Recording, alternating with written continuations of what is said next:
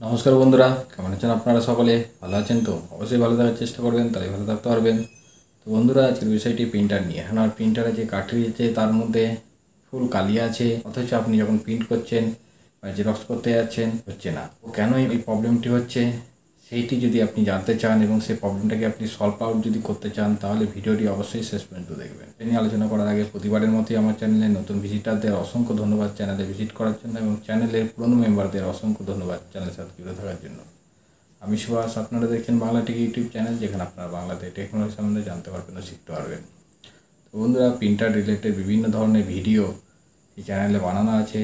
Micro xerox কীভাবে করতে হয় যদি না জানেন, ভিডিওটি দেখে নিতে পারেন। তো আজকে আমরা জানবো যে প্রিন্টারে কার্ট্রিজ ফুল আছে, অথচ তার যখনই জেরক্স করছি বা প্রিন্ট করছি সেটাতে কোনো লেখা আসছে না। যে রিজনটা সেটা হচ্ছে বন্ধুরা, অনেক দিন ধরে আপনি আপনার প্রিন্টারটিকে ইউজ করেননি। ইউজ না করার ফলে আপনার প্রিন্টারে যে কার্ট্রিজটা আছে সেই কার্ট্রিজটা ড্রাই হয়ে যায়, মানে ক্লক হয়ে যায়। তো সেই ক্লকটাকে আপনাকে ঠিক করতে হবে। এর জন্য কিছু প্রসেস আছে, সেটা আমি আপনাদের প্র্যাকটিক্যালি দেখাবো। তো এখনও পর্যন্ত ভিডিওটা যদি এখনও লাইক না করে থাকেন, একটা লাইক করে দিন, একদম ফ্রি। এবং চ্যানেলটি সাবস্ক্রাইব করে দিন, কারণ এই ধরনের ভিডিও আপনি এই চ্যানেলে পেয়ে যাবেন। আসুন দেখে নেব।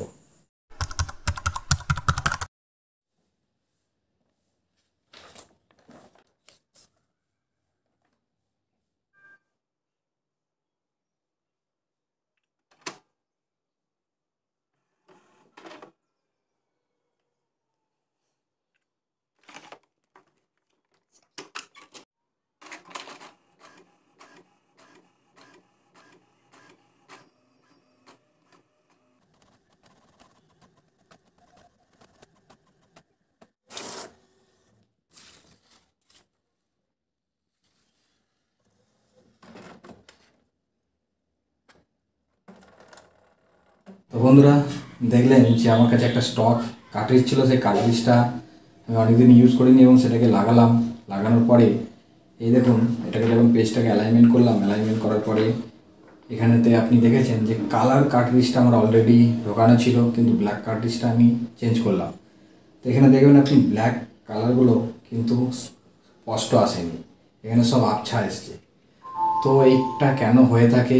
এটাকে বলা হয় ক্লগ হয়ে যাওয়া বা ড্রাই হয়ে যাওয়া। বন্ধুরা, এটা বেশি দিন ইউজ না করার ফলে কার্ট্রিজটা আছে, কালিটা পড়েছিল, সেটা ড্রাই হয়ে যায়। তো সেই ড্রাইটাকে আবার আপনাকে ঠিক করতে হবে। এর জন্য আজকে আমরা প্র্যাকটিক্যালি দেখে নেব যে সেটা আপনি কীভাবে করবেন। এর আগেও আমরা দেখিয়েছিলাম যে সেটাকে কখনো যদি ড্রাই হয়ে যায়, ড্রাই হলে সেটাকে আপনাকে সাকশন করতে হবে। তো আমরা আবার সেই সাকশন টুলের ব্যবহার করে সেটাকে সাকশন করব, এবং এরপরে দেখবো এটাকে কালিটা আবার স্পষ্ট আসছে কি না। আসুন দেখে নিই। এই হচ্ছে সাকশন কিট। এই সাকশন কিটটা দেখিয়েছিলাম আপনাদের। তো এই কার্ট্রিজটাকে এবার এর মধ্যে ফিট করতে হবে। তো এইভাবে ধরে এইভাবে আপনাকে ফিটটা করে নিতে হবে। এই দেখুন, এটা ফিট হয়ে গেছে। এই হোলসটা থেকে আমি সাকশন করব। তো এখন সাকশনটা করেই দেখাচ্ছি আপনাদের। আপনারা এইভাবে দেখুন, এই সাকশন টুলটাকে এইভাবে এর মধ্যে যে সিরিঞ্জ আছে, খালি সিরিঞ্জটাকে উইদাউট সিজেল ছাড়া আপনি এইভাবে ঢোকাবেন, দিয়ে আস্তে আস্তে সাকশন করবেন। তো এইভাবে সাকশনটা করবেন, দেখতে থাকুন। আস্তে আস্তে করবেন সাকশনটা, যাতে বেশি না একবারে বেরিয়ে আসে। তো এটা ড্রাই হওয়ার কারণে দেখুন একবারও এখনও পর্যন্ত বেরোলো না। তো এটাকে বারবার সাকশন করতে হবে আপনাকে, যতক্ষণ না বেরোচ্ছে।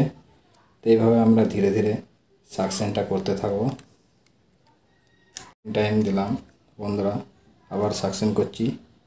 দেখুন এবারেও কিন্তু বেরোয়নি। এভাবে সাকশন করার সাথে সাথে দেখুন এখনও পর্যন্ত বেরোলো না। এবার থার্ড টাইম সাকশন, দেখি এবার বেরোয় কি না। তো এবারেও বেরোলো না। তবে হাতের মধ্যে দেখতে পাচ্ছেন হালকা কালি লেগে গেছে। তো বন্ধুরা দেখছেন ফাইনালি একটুখানি বেরিয়েছে।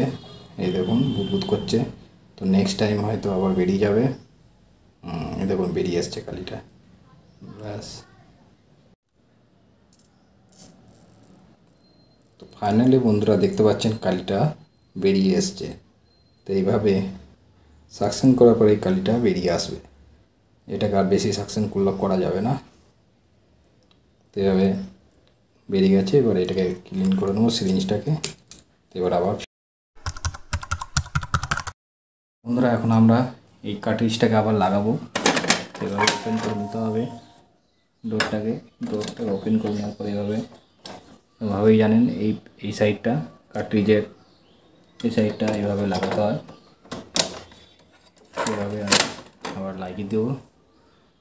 এভাবে দেখতে পারেন ডোরটাকেও বন্ধ করে দেবো। এখানে কার্ট্রিজ আর সেট ফর প্রিন্টার ওকে করে দিলাম। এরপরে আবার আমরা অ্যালাইনমেন্ট করতে পারি, কিন্তু আমরা অ্যালাইনমেন্ট করবো না। এই যে এটাকে একটা আমরা জেরক্স করব। তো এখানে আমার একটা কপি আছে, এই যে এই কপিটাকে এটাকে আমি এখন জেরক্স করব। দেখি এটাতে আসে নাকি। যদি সম্পূর্ণ জেরক্সটা আসে, এটাতে কালারও আছে এবং কালার জেরক্সই করব। তো এবার আশা করছি যে আমাদের প্রবলেমটা সলভ হয়ে যাবে। তো দেখি কি প্রিন্ট আউটটা বেরিয়ে আসছে। তো এখানে দেখি, হ্যাঁ এখানে ব্ল্যাকটা তো এসে গেছে। এবার কালারটা ঠিকঠাক এসেছে কিনা দেখে নিই। হ্যাঁ বন্ধুরা, কালারটাও ঠিকঠাক এসে গেছে। তো এইভাবে আপনি আপনার প্রবলেমটা, এই ধরনের প্রবলেমটাকে আপনি সলভ করতে পারবেন। তো দেখে নিলেন কীভাবে সেটাকে সলভ আউট করতে হবে, সম্পূর্ণ ডিটেলস আমি দেখিয়ে দিয়েছি।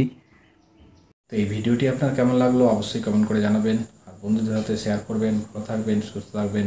ধন্যবাদ।